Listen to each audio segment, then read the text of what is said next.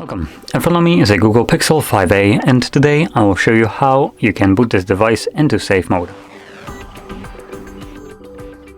So to get started, let's access our boot menu. So just swipe down twice and you will have this power button right over here. And once you see your boot options, you want to hold power off. This will then bring up a window, reboot to safe mode. So let's just select OK. And I'm going to quickly explain what the safe mode is actually for, or effects of it and so on. So when you boot the device into safe mode, only the pre-existing applications will work. So any app that comes pre-installed with the device, any app that you have installed yourself will be temporarily turned off, and it cannot turn on its own. Neither will you be able to turn it on. And the reason for that is so you can troubleshoot your device.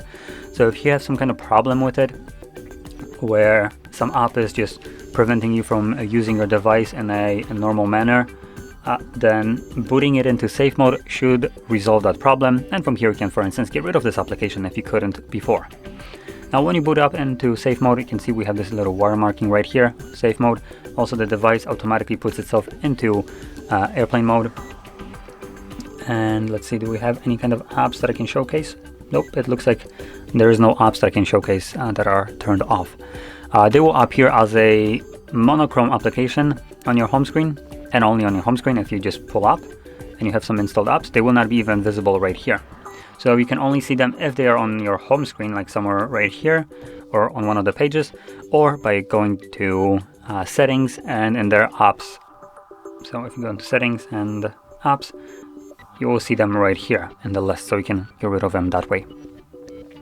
So anyway, once you're done with safe mode, you can then go back to normal mode by just going back to your boot mode or boot menu and then selecting restart. Once the device reboots, it goes back to normal mode. So with that being said, if you found this very helpful, don't forget to hit like, subscribe, and thanks for watching.